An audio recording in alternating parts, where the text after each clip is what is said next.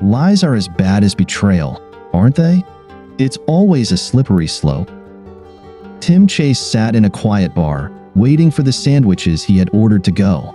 His best friend and business partner, Will Davis, was on the phone from his truck while Tim went inside to pick up lunch.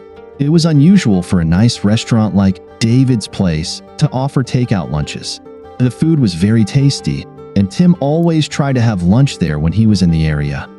Tim reflected on his day's work schedule when he heard a very familiar laugh. Curiosity prompted him to get off his stool and walk a few feet to peek into the room. At the sight, his heart sank. Tim's daughter-in-law, Dana, was sitting in a secluded corner with Matt Larson. They looked too much like two married people who were with someone other than their spouses. Tim felt a rise in his throat as he saw Matt put his hand on Dana's shoulder and lightly stroke her left breast through her blouse. Tim's dislike of the scene didn't stop him from reaching into his pocket for his phone and opening contacts. Tim felt he had no choice. He had to clarify the situation to Dana's husband, who was sitting in the truck in the parking lot at that moment. Tim was planning to make the next call to his wife, Mandy. She would be extremely disappointed in her sister, but Tim felt it would be wrong to hide something from her that had changed her life. The truth is always better in the long run. Finding Will's number, Tim was shocked to see Mandy emerge from the ladies' room and join Dana and Matt at their table. What particularly struck him was that Matt didn't bother to remove his hand from Dana's chest. Mandy, on the other hand, seemed unfazed by such a disgusting sight. By this time, Will had answered the call. It was difficult for Tim to speak as numerous scenarios raced through his mind, none of which were appealing. He remained silent until Will demanded an explanation for why he had called. "Will, get your ass over here. There's some shit going down that you need to see," Tim replied before hanging up. Less than half a minute later, Will walked through the door and immediately found him waiting for him.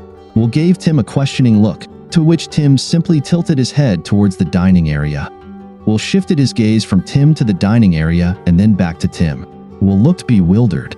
Both men jumped when Dana's familiar laughter suddenly echoed through the dining room. Will tilted his head back and scrutinized the room more carefully. Tim understood when Will's gaze finally found Dana. A frown appeared on his face, and he began to stride quickly across the room. Tim still held the phone in his hand, hurrying to catch up with his friend. He switched to video mode just before Will entered the restaurant. Will moved with astonishing stealth for someone consumed by rage. He reached Matt Larson before everyone at the table realized that Dana's husband was in the room. Will's fist landed forcefully in the center of Matt's lecherous grin. The impact sent Matt tumbling backward, breaking the chair he was sitting on and hitting the tiled floor. In a reflex action, Matt grabbed Dana's left breast as he began his short journey. Dana screamed as most of her blouse was torn away from her chest, and the left cup of her bra was pulled almost to her shoulder, exposing her white breast that she had recently hidden. The right breast was also exposed as the cup holding it was pushed several centimeters up Dana's chest. Will looked down at the semi-conscious Matt Larson and deliberately spat in the lying man's face. "Fuck you, Matt Larson. Next time I see you, I'll send you to the hospital, you pathetic bastard." "Will? What are you doing here?" Dana asked, puzzled. It wasn't as it might seem. Matt was just a friend, that's all. "That's it? That's all you have to say?" Will replied with an unhappy laugh. "It was just lunch. Does he just always play with your tits while he eats lunch? They're still hanging out in plain sight now, by the way." Dana almost gasped at the sight of her bare breasts. She quickly pulled her bra back into place as her face turned bright red. It had been an accident. Matt tried to grab onto something to keep from falling on his back. There was nothing to it. Your behavior was irrational and dangerous. "I never realized how easily and often you lie, Dana," Will replied before turning to Tim. "You saw Matt holding Dana's tit, didn't you, Tim?" "Yes, I saw it and videotaped it," Tim replied as he continued to take notes. "I'll send you a copy when this shit show is over." "Tim, you're not going to do anything like that," Mandy declared, finally finding her voice. "You're not going to interfere with Dana's personal life. She needs to work things out with Will. Your meddling won't help. Delete that video." "Good thing I'm still recording this crap," Tim snorted. You told me you and Dana were going to outlets for Christmas presents. Yet here you are, 100 miles from outlets, helping your slutty sister hook up with some worthless prick. And now you're saying my behavior is inappropriate? You can't even believe this bullshit yourself. I'm watching this in real time, and it's still hard for me to believe. That's why my video will be so important. I might forget some details of this crap, but the video will be a useful reminder. Did you just call me a trash? Dana almost growled. You're lucky Will didn't punch you in the face. You're insulting me, and I won't forget it. Damn, looks like you've already forgotten about your lover, Tim replied, nodding towards the body slowly writhing on the floor. He's trying to sit up, and there's blood everywhere. Looks like he needs the traitor's help. Will, let's grab lunch and get out of here while we still can. If any of these nosy assholes try to twist this story to make us look worse than we are, I'll have video evidence to set things straight. Mandy was still processing her husband's comments when the two men turned to leave. Tim, I haven't done anything wrong. There's no reason to be mad at me. You should stay and help us take care of Matt. He needs to see a doctor. Looks like he has a broken nose. I'd bet money on that, Tim chuckled, turning to Mandy. Will was on fire when he punched that dumbass in the face. I wouldn't piss on Larson even if he were on fire. You both messed up our marriages and God knows what else. I still remember the wise words my father often told me. Can I take a guess? Will asked. Something that's been fucked can't be unfucked?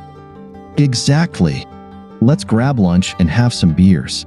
We can get used to this well-fucked feeling since we'll be enjoying it for a while, Tim replied, making air quotes. Tim glanced over his shoulder once more as they left the room. Dana and Mandy were trying to help Matt settle into another chair that wasn't broken, while the waitress watched them with her mouth open. Tim picked up their lunch order and drove to a gas station, where he bought a pack of beer. After finishing a can, he drove to a cheap motel and checked in. Throughout all this, Will remained silent. Come on, buddy, Tim chided him. We need to eat and wrap this up. We always think better after a drink, so let's go to the room and start thinking. After pulling into her garage, Mandy noticed that Tim's car was not in the driveway. Her 17-year-old son, Trent, was at home after school playing video games. Have you happened to hear anything from your father? Mandy asked, trying to keep a neutral tone. Yeah, he called me recently, Trent replied. And what did he say? Mandy pressed on. Same old when parents divorce. That you both still love Beth and me, but can't live together anymore. That you and Aunt Dana are liars and don't respect Dad and Uncle Will, and so on. Did Tim say that? Did he tell you we're getting divorced? Was he serious? Mandy inquired. Well, he sounded like he was drunk out of his mind, but he seemed serious. You told Dad, Beth, and me over breakfast that you were going shopping at outlets with Aunt Dana today. But you actually went north instead of south and ended up at David's place with Matt Larson. Dad said that Larson was already all over Aunt Dana when they and Uncle Will found you in the restaurant. No one noticed Will until he punched that asshole in the nose with a right hook, knocking him onto his back. Too bad I didn't see it. Wait a minute. Dad said he'll send me the video later so I can watch it, Trent added. I told your dad I didn't want to see that video. Furthermore, I said I wanted it deleted, Mandy protested. Well, in Dad's defense, you also told him you were going shopping today. He made the mistake of believing you. Now that he knows you have a shaky relationship with the truth, he might think you lied about wanting the video deleted. How will he know when you're telling him the truth? Trent argued. I don't need your wise comments, Mandy snapped. I told a white lie to prevent anyone from getting hurt. Otherwise, I always tell the truth. Did you know Aunt Dana is sleeping with Larson? Trent quickly asked. Who said she's sleeping with Larson? They're just friends, Mandy stated. Is this your truthful story, and are you going to stick to it? Trent asked. Then I don't understand how you can stay married. It's amazing you've held on for so long. Are you calling me a liar? Mandy demanded an answer from her son. Not in those words, Trent replied. Dad mentioned that Dana called Uncle Will and confessed that she had slept with Larson several times and that you helped her hide it. Damn it. Why didn't she call and tell me she confessed to Will? I was trying to cover for her when she had already spilled everything. There goes your always telling the truth, Trent sarcastically remarked. Dad said I'll be living here with you until I leave for college next fall. Beth isn't too happy about her prospects, but she's still young. She'll manage. Has your father already made all the decisions? Did he make those decisions while half drunk and without consulting me? Mandy was confident that she would be able to convince Tim that she had lied only to help her sister. She had never cheated on Tim and had no intention of doing so. It was all a misunderstanding. But the fact remained that she continued to lie to protect her sister, even after Dana confessed to Will. That wasn't good. Tim was an exceptionally honest person, fair and straightforward in his dealings with others. He often told Mandy how much he disliked liars and the damage their lies caused. Trent was very much like his father. He immediately broke up with his last girlfriend when he found out she had lied to him about why she canceled their date. The girl called Trent several times and asked for forgiveness, but each time she was refused. Now Tim was talking about divorce, and according to Trent, he was quite serious about it. How could one small mistake turn into such a big problem? Why was Tim so inflexible? He was willing to do anything for Will. Mandy was sure that Tim would lie to help Will save his marriage. Why couldn't Mandy help her sister in the same way? What was she supposed to do when her sister asked for her help? The more Mandy thought about it, the more convinced she became that she hadn't done anything wrong, or at least nothing that Tim wouldn't do for Will. It was Tim who was the hypocrite, plain and simple. Mandy decided to prepare dinner only for the kids and herself. If Tim came home and wanted something to eat, he would have to cook it himself. She was determined to weather the storm and even make Tim apologize to her for his behavior. Beth entered the kitchen as Mandy set the food on the table. Mandy could easily tell that Beth wasn't happy. "I think I'll tell the judge that I want to live with Dad," Beth said. "Helping Aunt Dana cheat on Uncle Will is really low, Mom. Will is a very good guy. He and Dad are the best friends they can be. I can't understand what you and Aunt Dana were thinking." "I wasn't caught cheating on your father," Mandy snapped. "I just happened to be in the wrong place at the wrong time. I couldn't tell Tim about Dana's guy. He would have told Will as soon as he found out." "Interesting choice of words, Mom. You said you weren't caught cheating on Dad. You didn't say you never cheated, just that you were never caught," Beth retorted. "I never cheated on Tim," Mandy angrily replied. "All I did was cover for Dana a few times. She's my sister, and I'll always be on her side. Blood is thicker than water." "Do you think you were helping Aunt Dana by covering up her cheating on Uncle Will?" Beth asked with obvious skepticism. "And how did that work out for both of you? Dad and Uncle will now know that both of you are liars, and at least one of you is a cheater. Since you've shown your willingness to lie, how does Dad know you didn't cheat on him?" "Tim knows I wouldn't cheat on him, and I've never lied about anything, except for Dana's cheating. He would do the same for Will. Maybe he already has. Who knows? Tim can't play the 'I'm holier than thou' card with me," Mandy declared. "As far as we know, both your father and uncle could have had flings." Beth shook her head slowly in disbelief. "Have you completely lost it? We know for sure that Dad and Uncle will have never cheated." "How do we know?" you ask. "Because they have never, and I mean never, lied to anyone or deceived anyone. I would bet my life that Dad has never deceived you. It's sad that now I wouldn't dare to bet on your loyalty." Now it was Mandy's turn to be stunned. "You think I could cheat on your father? You've decided that just because I tried to protect my only sister, I must be a cheater?" "I didn't say that, Mom. I'm saying I'm not as sure about your loyalty as I am about Dad's. I didn't feel this way even this morning when you told us all that you were going to outlets with Aunt Dana. But today you've lost some of my trust, and that's your fault." Before Mandy could reply, her mobile phone rang. "It's Dana. I have to take this call, but we'll continue the conversation later." Dana. "I heard that you confessed to Will and made me look like a fool. I was still denying your affair when Trent told me you'd already admitted to cheating." "Guilty as charged, sis. Lately, I've made a lot of wrong decisions. I don't know why you didn't make me stop seeing Matt when you found out about us. That would have bothered me then, but I wouldn't have had to go through the mess I got into today." "Hold on a moment," protested Mandy. It was you who begged me to help keep your affair a secret. I was just trying to be a good sister and spare you from pain. You didn't do a very good job of that, did you? replied Dana. You should have made me stop as soon as you found out. I was lucky that Will took me back. Wait, you said Will took you back? He forgave you? Asked Mandy. How did you convince him? He looked very angry at the restaurant. You won't believe it. I called Will and confessed everything. I convinced him that I told him the absolute truth. You know how Will and Tim feel about lies. I was sure he was going to divorce me, but I also knew that my only chance was to be completely honest and very repentant. Will told me that he had long conversations with Tim about fidelity, honesty, forgiveness, and all kinds of partnership issues. Will told me that Tim noted that we, Will and I, are not only spouses but partners. I can't believe that a few simple cliches allowed Will to forgive you, Mandy said. There must be something more. You guessed it, sis.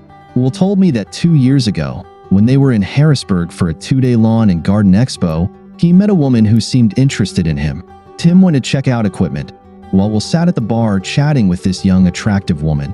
At least, that's how Will described her. He sent him a message and asked him not to come back to their room for a couple of hours, as he had met someone, Dana continued.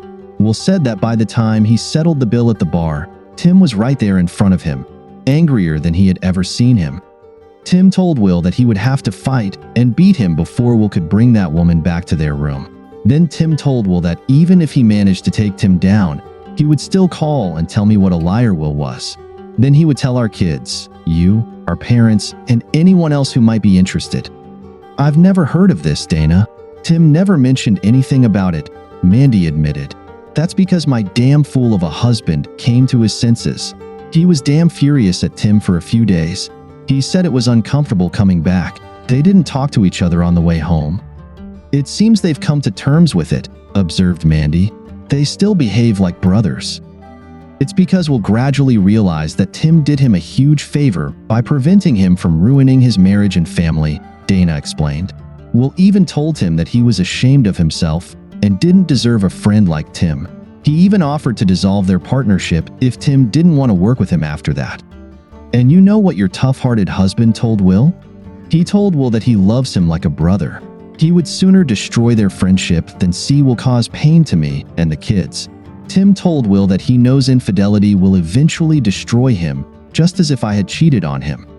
Wow, Dana. That's quite heavy. It's like it makes your infidelity even worse, doesn't it? Mandy asked. You think so, don't you? Dana said. Luckily, Will seems more forgiving because he almost went off track. Don't take offense, sis, but will notice that I don't have as strong a support system as he does. That's the difference.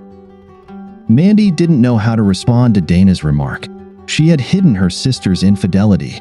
She had gone as far as lying to her family to protect Dana. And now that same sister tells her that Tim is the best friend because he won't let Will get into the mess she allowed in relation to Dana. Is Will home right now? Mandy asked, to change the subject a bit. Do you think I should expect Tim to show up soon?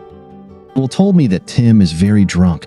They had to persuade the motel clerk where they stayed to get them a second crate of beer after they finished the first. At least they knew it was better not to drive, Dana replied. They went to a motel instead of coming home? It seems like Tim is just as upset about this situation as Will. I need to talk to him and explain everything, Mandy stated. Good luck with that, Dana said skeptically. Will told me that Tim is more upset than he is. Tim never thought you would look him in the eye and lie. Now he's doubting your loyalty and what you're putting into your marriage. Will said Tim feels like he's married to a completely different woman. He doesn't know who you are now. That's just silly. You know I never cheated on Tim. I also advised you to stay away from Matt. All I did was try to protect you and prevent Will from finding out and divorcing you, Mandy reasoned. Turns out that was not what was needed at all. A proper assessment of the situation is 20 out of 20. Now I realize I was a damn fool. And you're not much better, Dana replied.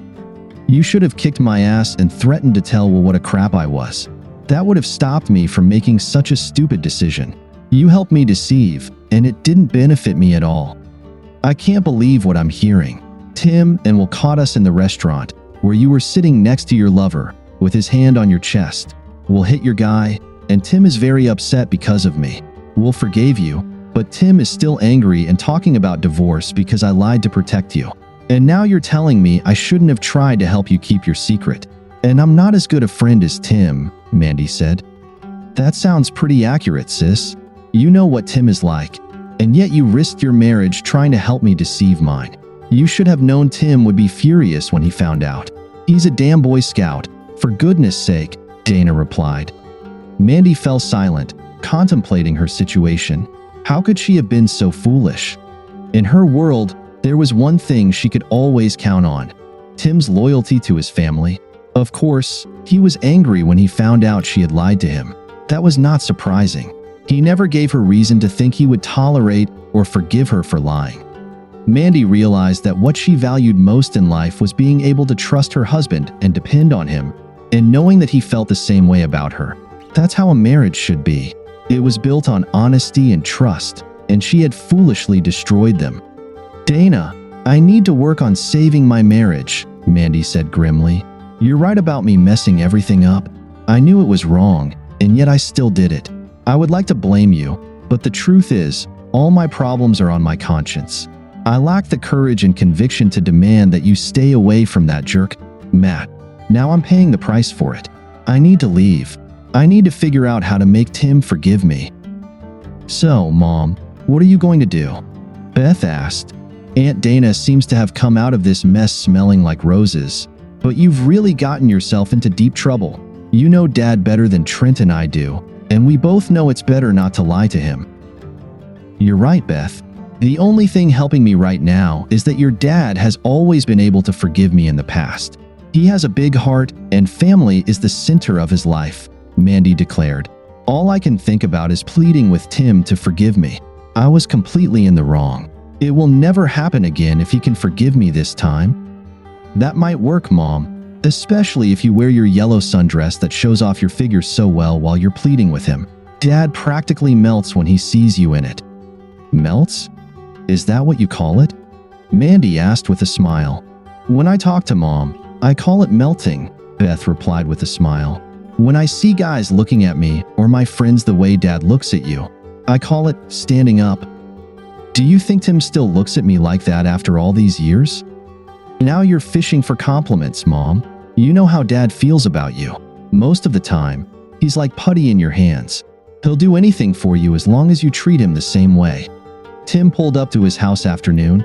He was subdued and slightly hungover. He sighed deeply and headed for the front door. He had been contemplating his situation for a long time. Mandy couldn't paint him as the bad guy. He had a divorce form with him that he found online and printed out. Mandy could threaten him all day long, but it wouldn't change anything. She lied to him and their kids. There was no way to put a shine on all of this. Beth greeted him as he crossed the threshold of the house. She took his jacket and headed for the closet. How was your day, Dad? You look a little tired. Are you okay? Not very good, dear, Tim replied. I'm not sure what you've heard, but I suspect it was untrue. I need to talk to your mom alone. We're, so to speak, at a crossroads. Yes, I've heard everything, Beth replied. Those papers you're carrying look terribly serious. Mom asked me to take you to the living room and ask you to sit in the chair while I bring you a cold beer. Trent is already there, and I'll be back with your drink soon. I don't need a drink, Tim protested. I also don't need an audience.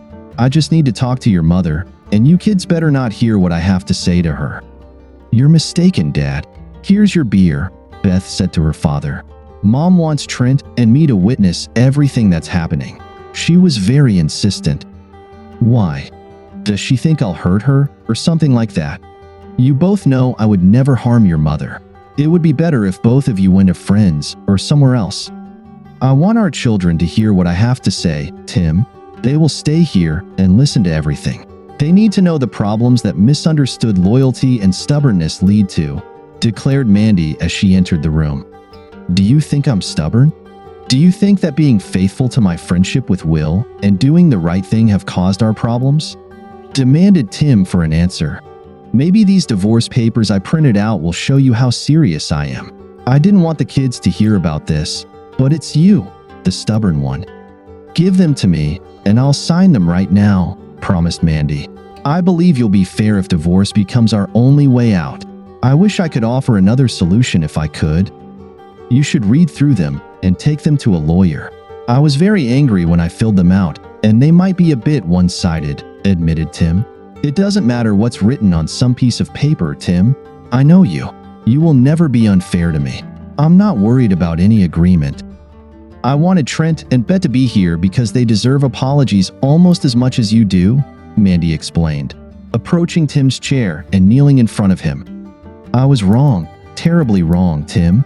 I lied to the three of you over breakfast yesterday morning, and a few other times that I can remember. I had a false impression that I was helping my sister. I was mistaken. Now I understand that. I worsened the situation by not telling the truth and not standing up for what I knew was right. I wish I could turn back time, but I can't. I have to live with my mistake." Tim's grim expression slowly turned to surprise as he listened to Mandy kneeling before him.